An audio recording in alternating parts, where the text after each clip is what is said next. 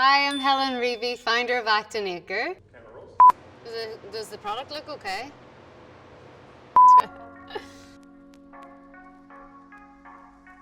The Restorative Hair Mask is a deep conditioning mask rich in proteins, antioxidants, vitamins and amino acids that help that dry, thirsty, damaged hair. You're going to twist the key, and I usually get a good dollop like that. You're going to apply it like you would apply conditioner through the mid-lengths and ends, like this. It's a perfect amount of protein, moisture to help really balance the hair, help restore the hair to its natural state, really work it into the hair. And what I usually do is a little bit at the end, just like that, and just lightly run over the top. I don't want it to be too thick on top, but it is so lightweight, so don't worry about using too much.